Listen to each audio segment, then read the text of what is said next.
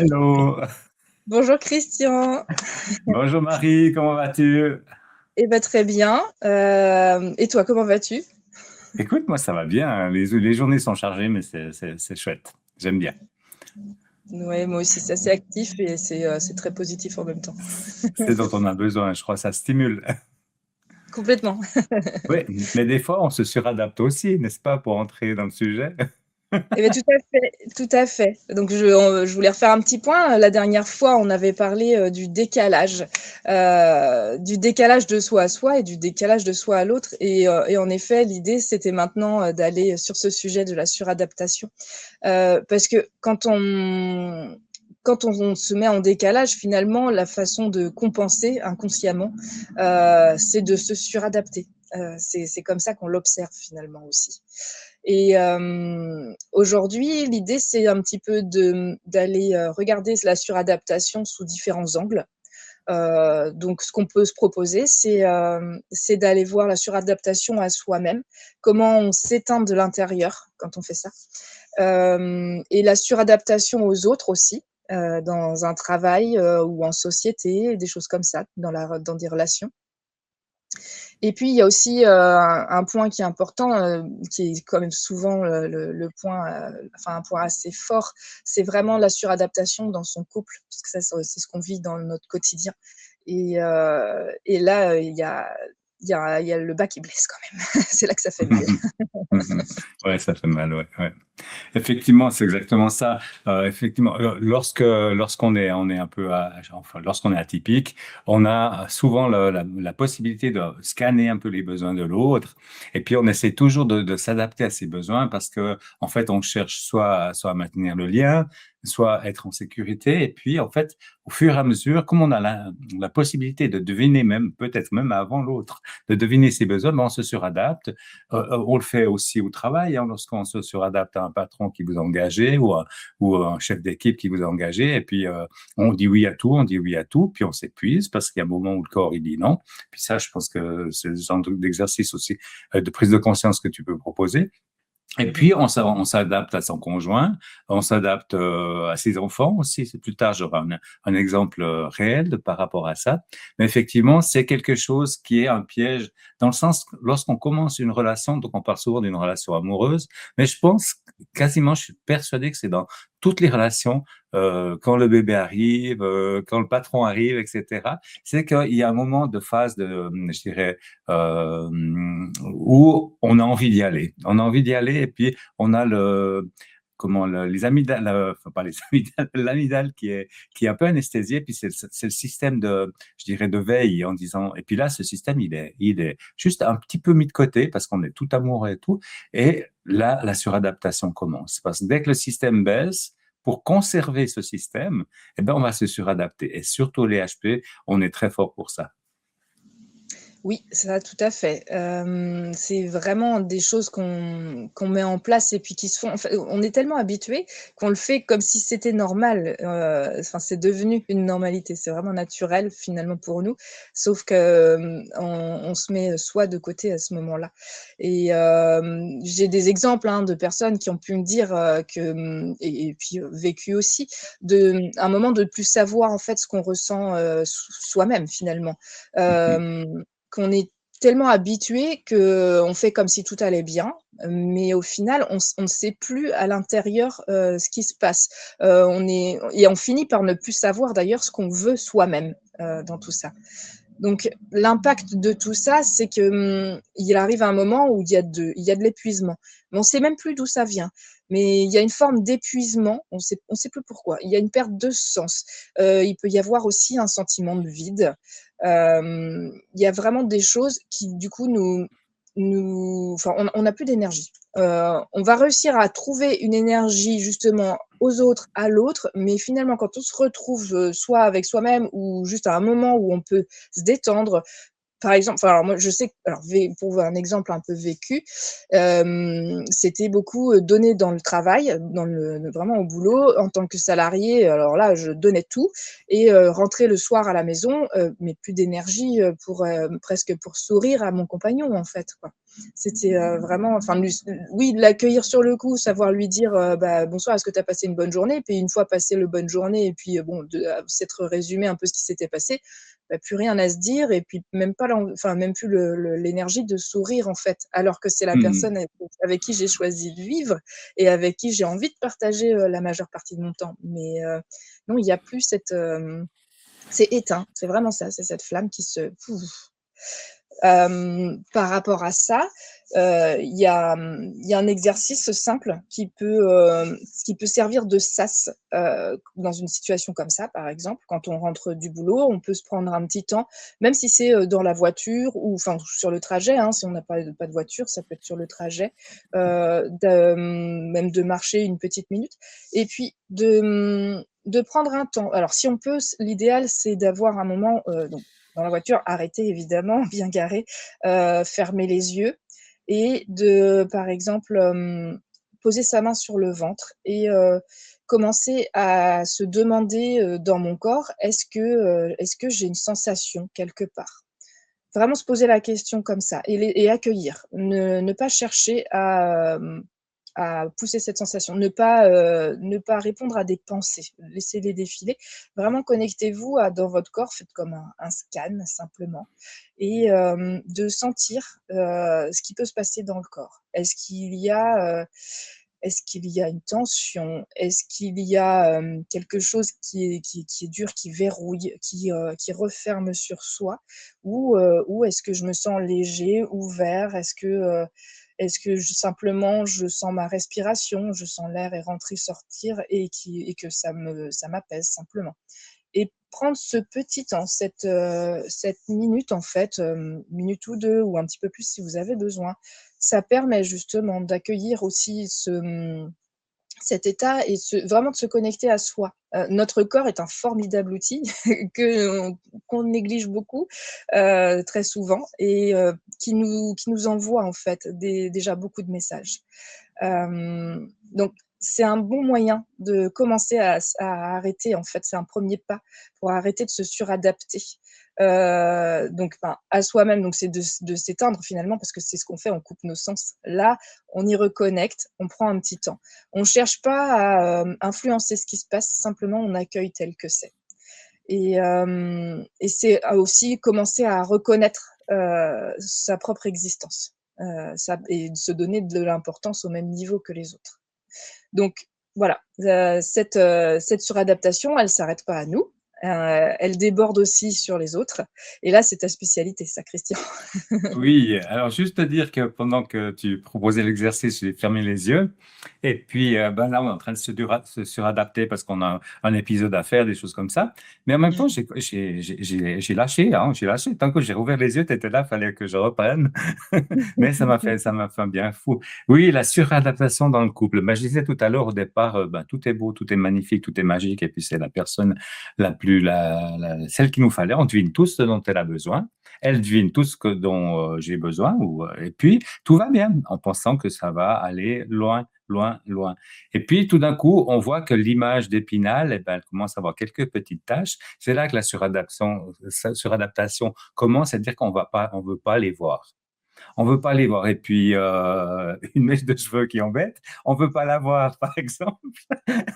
Et puis, on fait comme si de rien n'était, quoi. Puis, si un jour, je sais pas, votre compagnon, il est pas rasé, il s'est pas douché, tout ça, ben, vous allez rien dire. Ah, mais c'est sexy, la barbe pas rasée. Enfin, vous allez même trouver alors qu'au fond de vous, ben, vous dites, ben, voilà, il aurait pu faire un effort. Donc, on se suradapte, on s'ajuste toujours pour que l'image soit belle. Mais comme tu disais, au fond de nous, il y a plein de choses, hein. Il y a des émotions, il y a des trucs, il y a une histoire du passé qui commence comme, faire des petites étincelles comme ça. Alors, à un moment, ça va, mais les étincelles, ça donne le feu au bout d'un moment. Et puis, c'est là que la souffrance commence. Et puis, comme tu dis, on s'est tellement habitué à ça qu'on le voit même plus. On le voit même plus. Et puis, ben, du coup, ben, un jour, ben, ça cale. Alors, soit c'est la dépression, c'est la maladie, c'est les processus de fuite, hein. On se, on s'engage dans plein de choses très, très nobles, comme, je sais pas, le bien de l'enfance, des cours de cuisine, et puis on n'est plus à la maison. L'homme, il va faire du foot, il va, enfin, c'est un peu sexiste. L'homme, il va peut-être s'engager dans un groupe de danse, et puis il va aussi pas être là. Et puis en fait, c'est juste pour chasser cette suradaptation. Puis chez les HP, comme il y a l'hypersensibilité aussi, eh ben lui, il sait quand même qu'il suradapte, mais il veut pas s'avouer et il souffre. C'est un Mm. peu ce que. Et puis ça, au niveau des dialogues imago, comme je disais tout à l'heure, on cherche la sécurité ou le lien. Le dialogue imago, il met d'emblée la sécurité et le lien. Donc, plus besoin de se suradapter. C'est là. Donc, c'est posé, le lien est sacré, un colibri sacré, mais le lien est sacré aussi. Et puis, du coup, ça apaise les gens, ça apaise les peurs. Les émotions sortent aussi, hein. Il faut pas, bah, surtout pour les hypersensibles, hein. J'ai toujours des paquets de mouchoirs à côté, mais ça fait du bien. Et puis, de voir à quel point le partenaire est touché par rapport à ce que la personne peut vivre, par rapport à ce que les hommes peuvent vivre, alors que c'est pas tellement dans l'air du temps, eh ben, c'est extrêmement important. Et déjà, le couple, la connexion se remet en place. Après, il faut la travailler. Et oui, complètement. Et c'est important de pouvoir, en tout cas dans son couple, avoir, cette force-là, cette amitié et puis cette confiance, installée, ou qui s'installe petit à petit, de pouvoir en fait, oser être vulnérable finalement, chose qu'on va pas forcément être à l'extérieur, mais là, c'est notre Oui, enceinte normalement de sécurité et c'est vrai que c'est important de l'entretenir comme tel. Ce qu'on peut se proposer, c'est d'imaginer un cas concret. ouais, Hem, Par exemple, on prend un couple, donc un atypique, Luc, par exemple, et puis une personne, neurotypique, sa compagne Élise. Hem Et Luc se suradapte. Luc se suradapte à Élise. Mais il ne va jamais dire qu'il se sent submergé.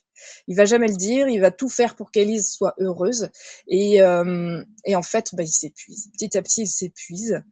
Il sent que quelque chose ne va pas, mais il n'ose pas en parler. Il le sent, mais il finit par même plus savoir exactement ce que c'est. C'est simplement un ressenti. Mais comme il est déconnecté, il est éteint de ce ressenti, il n'arrive pas à l'exprimer. Parce qu'il met Élise en avant. Donc, bon, situation aussi vécue pour ma part, donc c'est quelque chose, c'est pour ça que je me permets de poser le sujet aussi comme ça. Euh, alors, on va imaginer du coup que Luc et Élise viennent là, à cet instant, nous consultent. Et puis moi, je m'adresse à Luc en lui demandant est-ce que tu reconnais ce que Christian vient de dire à l'instant et, euh, et je vais lui poser la question, je vais lui dire enfin, c'est, euh, quand est-ce que tu as arrêté de t'écouter? Parce que là, tu passes ton temps à anticiper ce que veut Élise, à lisser tes émotions et puis à jouer le bon mari finalement. Euh, et ce que je peux proposer, moi, de mon côté, ça va être de se reconnecter à son corps, encore une fois. C'est vraiment la base. Donc, on peut poser une main soit sur le cœur, soit sur le ventre, on choisit. Euh, fermer les yeux, fermer les yeux et on va vraiment accueillir ce qui se passe sans jugement. Euh, Même juste quelques secondes, hein. C'est même pas obligé de durer une minute, mais même dans une conversation, on peut dire demander un petit instant, prendre ce petit temps et vraiment juste se connecter à sa respiration. Je pense que c'est la chose la plus simple parce que c'est vraiment une circulation, un mouvement et sur lequel on peut vite s'apaiser et on peut vite sentir. Donc par la main, on va sentir aussi, soit si on l'a sur le cœur, le battement du cœur, ou sur le ventre, la respiration justement qui gonfle et dégonfle dans le ventre. Et on va pouvoir ressentir dans le corps ce qui se passe justement. Est-ce que j'ai une tension qui se met quelque part? Où est-ce qu'elle est? Quelle forme est-ce qu'elle prend exactement, hein? Quelle sensation? Est-ce que c'est quelque chose qui serre? Est-ce que c'est quelque chose qui fourmille? Ou justement, est-ce qu'on arrive, en lui laissant ce petit temps d'expression, à la sentir partir? Ou alors, est-ce qu'il y a quelque chose un peu plus d'ensemble qui est diffus? Et on a chacun nos codes, c'est chacun notre vérité à ce niveau-là. Il y a pas une façon ou une autre spécifique. C'est chacun va ressentir enfin, toutes ces sensations qui lui sont propres. Et chacun va pouvoir définir, à force en fait de se connecter à ces sensations, ce que ça veut dire pour lui. Il y a pas un code précis à suivre là-dessus. Euh, Là, ce que j'ai trouvé appréciable aussi dans ce que tu proposais juste avant, c'est que, il y a on crée un espace en fait, on crée un espace aussi pour l'autre et hem et du coup là, en fait, on a simplement le droit d'exister à un moment et après ça permet de laisser la place, pour l'autre. Donc là, c'est ta partie, où du coup tu peux aussi proposer, Oui. à Élise. Oui, alors moi, ce que j'ai trouvé super intéressant dans ce que tu disais, c'est de me dire que en s'occupant de Luc, j'imaginerais que tu pourrais aussi proposer la même chose à Élise dans un premier temps, toi et moi, elle et lui, etc., que les deux puissent prendre conscience un peu de ce qui se passe en eux, enfin, tout l'exercice que tu as fait, puis du coup, à ce moment-là, pour moi, mon idée, c'est de créer, une fois que ces deux personnes sont bien, je dirais, dans ce qui se passe pour elles, le ressenti, et comment est-ce qu'elles peuvent, je dirais, apaiser tout ça, comment créer le petit pont entre les deux? Le petit pont, c'est dire d'aller voir ce qui se passe chez l'autre. Une fois que je sais très bien ce qui se passe chez moi, c'est super important, je suis ouvert à ce qui se passe chez l'autre. Parce que si je ne sais pas ce qui se passe chez moi, je vais projeter sur l'autre et puis tout ce qui va ressembler, ben, je vais lui le reprocher, etc. Tandis que là, c'est vraiment, vraiment quelque chose d'important. Et puis, c'est important de vérifier au bout d'un moment parce que moi, j'inviterais, par exemple, si c'est Luc qui amène le sujet, je dirais, Luc, maintenant, je dirais, mais ton sujet est important pour toi, pourquoi? Et puis, il va redire pourquoi. Et puis, Elise va répondre. Puis, au bout d'un moment, on va aller chercher vraiment si c'est vraiment ça. Parce que le scan, des fois, avec nos arborescences, on part complètement de travers. Complètement de travers. Et puis, du coup, c'est pas ça. Et puis, Elise, elle peut dire, mais non, c'est pas ça que je te demande, c'est pas ça que j'attends de toi. J'attends pas que je sais pas, que tu te suradaptes, j'attends que tu me dises. Souvent, les hommes, ils disent pas et ils se suradaptent et puis après, paf, ça craque. Parce que dans le couple, la vulnérabilité, c'est la plus grande des forces. C'est ça qu'il faut comprendre. C'est la plus grande des forces, c'est celle qui donne de la force à l'amour. C'est pas la virilité, c'est pas la féminité, je dirais, en guillemets. Enfin, la féminité est importante, la masculinité est importante, mais si on prend des clichés en disant que c'est ça qui va construire l'amour, non. Quand on est jeune, on coche à toutes les cases. On est beau, etc., etc. Donc, c'est plus facile. Quand on prend de l'âge, eh ben, on cherche d'autres choses plus, je dirais, plus conscientes. Donc, c'est ça l'idée que je proposerais. Puis après, bon, il y a tout le protocole qui se développe. On en parlera lors de la masterclass. Tout à fait, tout à fait. Et justement, dans cette approche, alors là, c'est vraiment les premiers pas dont on parle, c'est vraiment juste la base. On verra justement pour la masterclass, pour proposer peut-être quelque chose un petit peu plus loin dans les étapes. Et c'est vrai qu'il y a tout ce carcan inconscient qui est là aussi, en fait, Hmm. en chacun et par rapport à l'autre aussi. Et ça, c'est tout un travail de déconstruction finalement aussi de schémas appris, de Mhm. conditionnement depuis l'enfance. Oui. Ça ça demande à un moment en fait de désapprendre, de déprogrammer. Oui, oui, tu vois, dans la programmation, moi, ce qui me vient maintenant, c'est l'idée ce sera très court, d'un jeune couple que j'ai rencontré.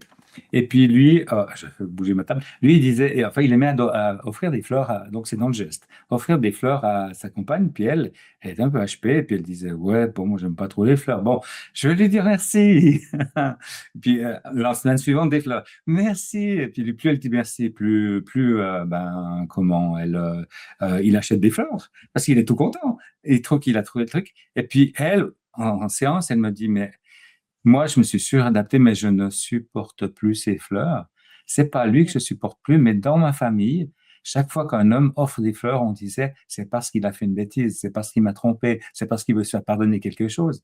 Alors elle se suradaptait à la joie de son compagnon de dire, ben ouais, je t'offre des fleurs, puis ah, merci, merci. Puis elle avait ce sentiment, tant qu'elle l'avait pas nommé, parce que souvent c'est inconscient, tant qu'elle l'avait pas creusé, eh ben, elle pouvait pas recevoir ce cadeau là où il était, mais elle voyait quelque part un signe de, j'ai fait une connerie, je veux me faire pardonner. Du coup, ben, un Ouais. couple, ça peut se décaler de plus en plus. Puis d'un coup, il va ressentir, ah, mais mes fleurs, elle les veut plus. Pourquoi? Elle a quelqu'un d'autre. Et c'est parti. Voilà. Et oui, Pour chacun a une idée. Ouais. chacun a ses Chacun, codes. Et oui, oui, oui, ouais. complètement.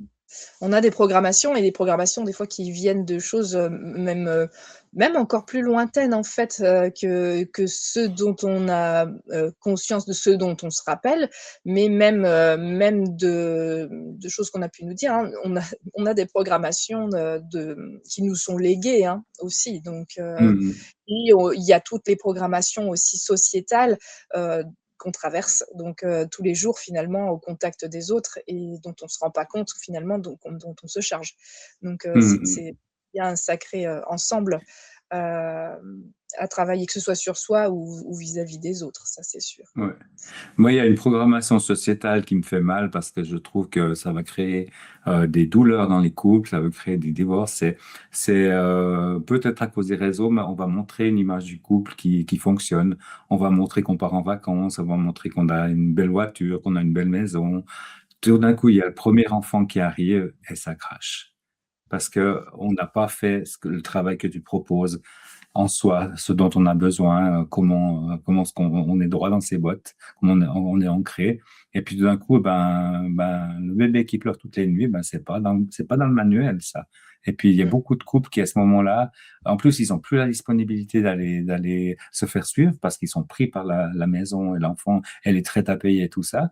Et c'est à ce moment-là, moi, les couples qui ont le courage et l'énergie de se faire aider à ce moment-là, c'est important parce que tout n'est pas perdu. C'est juste les programmations extérieures qui vous ont faussé. Vraiment. Et oui, complètement. Et puis en plus, sur cet aspect-là, il y a vraiment comment est-ce qu'on. Enfin, ça, c'est le travail d'une autre personne aussi, mais je ne vais pas forcément la citer maintenant, mais en tout cas, je suis très consciente pour ma part qu'il y a tout un travail sur comment on accueille aussi cet événement-là, comment on choisit de le vivre. Une chose que dit cette personne à laquelle je pense, c'est quand on ne connaît pas ses options, on n'a pas d'option. Et Hmm. on pense qu'il y a du coup une façon de faire. Alors que non, les possibilités sont beaucoup plus vastes que ça. Mais c'est sûr que ça Ouais. demande d'aller explorer un petit peu avant. Oui, il y a aussi beaucoup d'amour dans les familles. Alors j'aimerais te soumettre le cas d'une maman et tu me diras ce que tu lui proposeras. D'accord? Ce que tu lui proposerais, c'est de venir chez toi.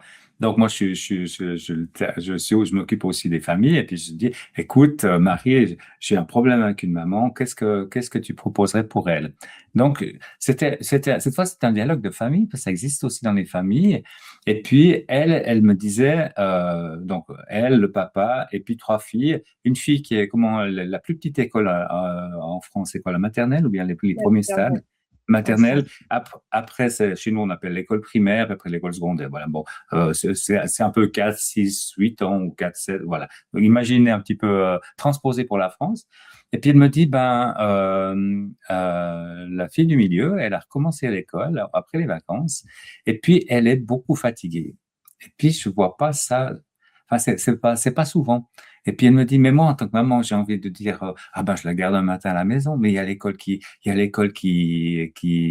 demande aussi, est-ce que j'ai le droit? Puis elle me dit, en même temps, vous me proposez de parler de ce sujet en famille devant les enfants, mais il faut pas parler devant les enfants parce que je vais leur transmettre mon angoisse, et puis c'est pas ce que je veux. Et puis après, ils sont tous angoissés, alors que c'est peut-être que moi qui suis angoissé. Voilà, la maman, elle est vraiment prise là-dedans. Et puis mon mari, il sait pas parce qu'il ces temps, il travaille beaucoup, donc il n'a pas vu que j'étais angoissée, donc je lui dis rien, etc., etc., etc. Et puis, on est allé vérifier, je vais pas faire tout le protocole, mais à la fin, qu'est-ce qu'elle a découvert? Quelle son angoisse, ça venait de ces histoires de petites filles, voilà, Oui. où sa maman était très angoissée chaque fois qu'elle sortait de la maison. Le mari, lui, il était prêt à l'aider, il ne s'était pas rendu compte, alors qu'elle ne voulait pas le déranger. La toute petite qui disait Oh, ben moi j'aime bien aller à la garde, enfin à la maternelle, c'est chouette l'école. Celle qui était concernée, mais non, maman, c'est pas que j'ai le sommeil, mais il y a un gars qui tape les filles dans la classe, ça me fait peur. Donc elle angoissait, mais pas du tout pour le bonne chose. Et puis la plus grande, elle, alors qu'on pensait que c'était la plus grande, il n'y avait pas de problème, dit, bah, maman, ça m'angoisse de voir comment tu es. Mhm. Et on loupait la plus grande. C'est elle qui commençait aussi à souffrir. Et on la loupait parce que l'angoisse et la suradaptation à son message d'enfance où bah, ça m'angoisse quand les enfants vont à l'école, bah, du coup, ça crée, vous voyez, 5 avis Mhm. différents alors que la maman projetait sur tout le monde. Et en plus, elle s'adaptait, donc elle n'en parlait pas. Je projette, mais je parle pas. Je projette, mais je parle pas. Qu'est-ce que tu proposes à cette maman? Alors là, là, ce que je propose dans ces cas-là, ça va vraiment être, là, je vais travailler d'une façon vraiment énergétique. On va aller chercher, les programmes inconscients justement qui se cachent derrière. On va creuser, je vais inviter la personne à fermer les yeux toujours, pour se mettre en réception vraiment et se mettre en réception, couper le mental un peu surtout aussi. Et on va aller chercher, derrière tout ça, le programme racine. Parce que finalement, cette angoisse, cette histoire hein, qui est arrivée du coup quand elle était jeune avec et d'observer aussi ses propres parents, c'est un peu le chapeau, c'est ce qui s'est encodé petite, mais il y a un programme encore sous-jacent derrière ça. Parce qu'un autre enfant aurait réagi peut-être différemment, Oui, euh, mais cette personne-là, c'est comme ça que ça s'est manifesté. Ça, c'est ce qui reste en surface. Ça, c'est vraiment la partie émergée de l'iceberg. Et là, c'est vraiment, enfin, parce qu'au vu de l'état de la personne, de l'angoisse et qui, du coup, enfin, s'extériorise comme ça, il y a un message qui n'arrive pas à s'exprimer en dessous. Et on va aller creuser et je vais demander à la personne de me répondre par ce qui lui passe par la tête. Je vais lui poser juste quelques questions. Et ce qui vient en premier, même si ça ne fait aucun sens sur le coup logique, plus ça sera débile, et plus justement, c'est là où on vient toucher un programme que je vais appeler programme racine.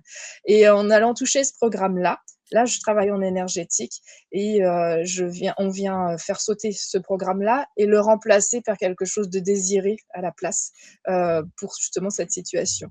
Et ensuite, voilà, j'ai quelques étapes dans mon processus pour vérifier avec la personne que oui, on a bien fait sauter ce fameux chapeau et qu'on a bien du coup amené autre chose, un état d'apaisement. Et puis elle va pouvoir confirmer dans les jours qui suivent, parce que là c'est vraiment un cas concret. ok. Oui. Chouette. Je crois que je vais explorer mes programmes racines avec toi aussi, parce qu'il me semble qu'on est bien quelques-uns. On en a tous, hein. C'est le travail de, enfin c'est illimité. On pense que tout va bien. Si on se dit là, oh bah, enfin, il peut y avoir des moments hein, où on se sent vraiment dans le flow et là, tout va bien. Autant en profiter, très bien. Ouais, Ce sont aussi des bons moments des fois pour aller soulever des choses qu'on pensait. Enfin, parce que on peut toujours encore aller vers quelque chose de bien. Mais si on nourrit, si on l'entretient, voilà, ça devient plus facile à faire comme exercice. Et puis petit à petit, après, on apprend à faire même soi-même des choses. Moi, j'aime beaucoup l'idée de s'autonomiser dans tout ça. ouais. Mais alors, imagine le bazar. Bon, c'est déjà un bazar pour les personnes, je dirais, qui n'ont pas de souci d'atypie, parce que c'est souvent un souci. Mais alors, le bazar pour la personne atypique, on prend l'image de l'arbre, la personne arborescence, les racines dessous. Quand il est où? Ah oui, alors là, c'est Il ne sûr pas qu'il perdre y a. son identité, hein. Ah bah ça, c'est fou à quel point on se rend pas compte dans tout ce qui nous est collé dessus comme programme. Il y a des choses auxquelles on est totalement opposé. Oui, mais c'est parce qu'elles sont dans notre sphère énergétique. Sinon, ça ne résonnerait même pas. Et, Hmm. euh, et on n'a pas conscience à quel point on est touché, et puis par des choses des fois qui ne nous concernent pas directement, mais on va avoir un jugement. Dès qu'on a un jugement ou une réaction, un sentiment, enfin soit de colère, de tristesse, de quelque chose qui est pesant, il y a un programme qui résonne. Même si du coup on se dit oui, mais c'est pas moi. non, ça n'est pas vous. Oui, Comme on me l'a enseigné, on passe dans un supermarché et puis, bah, ce qu'il y a, c'est qu'on croise d'autres énergies, on attrape, une boîte de petits pois, comme on me l'a expliqué et en fait, il y a un virus ou une bactérie, il y a quelque chose, un programme, en fait, dans cette boîte de petits pois parce que, bah, elle est passée par plusieurs mains et puis hop, on se le récupère, on a rien demandé mais bah, c'est là et il y a un ouais, jour, on ne sait pas pourquoi, d'un seul coup, quelque chose, vient nous toucher alors que jusque-là, on s'était même pas posé la question. Mais ouais, bah, oui et on peut ouais. nettoyer. On peut déprogrammer et puis reprogrammer sur choisir de quoi on se remplit. Ouais. Et puis, on dit en imago, un jour, le partenaire, il vient appuyer sur le bouton rouge, comme la boîte de petits pois. On s'était jamais posé la question, mais ça fait mal. Et puis, qu'est-ce qui se passe? Et puis, c'est pas le partenaire, c'est pas non plus le doigt du partenaire, c'est le truc qui était là, qui fait mal. Et puis, le partenaire, on l'a juste choisi pour qu'il nous aide à trouver ces endroits-là. Et Et puis, oui, voilà. On appelle ça la danse du couple. OK, on annonce la suite? oui, tout à fait. Alors, bon, déjà, l'idée aussi de ce qu'il y a à retenir aujourd'hui, s'il y avait quelque Oui, chose à dire de précis, c'est que la suradaptation n'est pas une fatalité. C'est vraiment un mécanisme de survie, en fait, qu'on a appris et puis qui peut, du coup, se désapprendre. Et que le premier pas, en fait, c'est vraiment de reconnaître, en fait, en soi, les signes, de se connecter, du coup, à soi, vraiment, de prendre le temps de ressentir en soi ce qui se passe. Que ce soit physiquement, hein, ou même quelque chose, qui nous passe, enfin, voilà, des signes qui vraiment nous parlent à nous parce que c'est propre à chacun. Et puis d'observer du coup, plus tôt après les signes aussi d'épuisement, et de perte de sens en fait, de sentiments où on n'a plus l'impression d'exister. Là, quand on commence à se connecter vraiment dans nos sens, on va pouvoir observer ça beaucoup plus tôt. oui, et puis moi, ce qui me fait aussi, j'ai envie que les gens retiennent que euh, en imago, on parle d'amour conscient. Et puis moi, j'aimerais pas mettre la notion d'adaptation consciente. Parce que on traverse le petit pont et qu'on va voir comment ça se passe chez l'autre, puis en disant que dans cette situation, l'autre, ben, ça lui fait mal, cette situation. Mais je suis chez moi. Donc, je n'ai pas à souffrir à sa place. Je peux être empathique. Et puis, je n'ai pas à dire, ben, c'est pas bien. C'est juste comprendre. Je comprends que dans cette situation-là, tu souffres. Et je vais peut-être faire attention à pas avoir des remarques ou des gestes qui vont te la rappeler. Je m'adapte consciemment vraiment à besoin de l'autre à ce moment-là. Parce que je sais ce dont j'ai besoin et puis je m'adapte consciemment aux besoins de l'autre en disant, dans cette situation-là, je sais que tu es sensible, donc je ne vais pas utiliser tel mot, par exemple, qui chaque fois te rend sensible. Je ne vais pas te faire tel reproche parce que celui-ci, parmi tous les autres, il te fait mal. Parce que j'étais curieux de voir, mais en même temps, je me sens empathique et pas coupable ou pas bourreau. Je me sens juste empathique. Et c'est là que la connexion se met dans les deux sens parce que c'est gagnant-gagnant. Voilà. Oui, cette communication est tellement importante. Ah oui. Donc pour aller, au prochain épisode, donc ça se passe dans 15 jours à 20h. Et ouais, avec plaisir. Jeudi, encore une fois. Ce sera un dernier épisode avant de pouvoir enfin, proposer la masterclass, donc 15 jours plus tard. Oui, Heu, donc on peut le dire, hein, ce sera le 11 juin, cette masterclass, oui, à heu, 20h. en direct cette fois-ci. Oui. Espérons qu'on n'ait pas trop de problèmes techniques. Oui, oui, oui et puis sinon ce seront les aléas du direct, hein. Oui, tout à fait. Oui, oui. Ça va très bien se passer. On va commander ça énergétiquement pour que tout se passe bien. Oui, et puis je pense qu'on avait envie d'amener pour la prochaine fois l'hypersensibilité quand même. Est-ce Oui, tout à que, oui, oui, vraiment, vraiment. Je sais pas si tu l'as dit parce que j'ai un pas peu, encore. Ouais, c'est pas ça. encore, ah oui. Tu veux en Mais dire un ça mot? Et que cette hypersensibilité, tout comme tout ce qu'on a parlé jusque-là, ça peut vraiment être une force plutôt qu'un handicap. Là, Mhm. on vient c'est vraiment aussi l'idée de nos accompagnements respectifs, c'est de transformer finalement, nos difficultés, nos handicaps, hein, même pour certains, en quelque chose finalement qui est une force. Aller observer qu'est-ce qui dans cette dureté qu'il y a là à un endroit, en fait, il y a toujours une qualité derrière et du Oui. coup, on peut apprendre à s'élever en fait comme ça et la mettre en avant. Ok, je te remercie de ce bon moment passé ensemble, ce nouvel épisode de Plaisir, l'amour en Atipi. Puis plaisir partagé. j'espère que les gens auront eu du plaisir à nous écouter et vont nous rejoindre pour notre masterclass et dans 2 semaines pour l'hypersensibilité. Et oui, avec grand plaisir. Et puis, ben, rappelez-vous hein, que vous avez le droit de souffler et de vous dire que j'ai le droit de me respecter, j'ai le droit d'exister tel que je suis. Et ça ouvre la porte à l'autre aussi de pouvoir en faire autant. Oui. Et puis, moi, je vous conseille à ceux qui m'écoutent peut-être ce soir de dire à en toute gentillesse à votre compagnon, votre compagne, tu sais, aujourd'hui, à ce moment-là, j'ai l'impression de m'être un peu suradapté. Et puis voir ce que le compagnon en pense, parce que peut-être c'est juste à côté de la plaque et peut-être c'est vraiment quelque chose dont il faut parler avec toute gentillesse, avec empathie. Écoute, aujourd'hui, j'ai l'impression que par rapport à cette demande, je me suis un peu suradapté, puis j'aimerais t'en parler. Ça désamorce et puis c'est intéressant. Ok, Ok. on n'arrive pas à se quitter. On va se dire à très bientôt. À tout bientôt. Bye bye. Merci à tous. Merci à tous.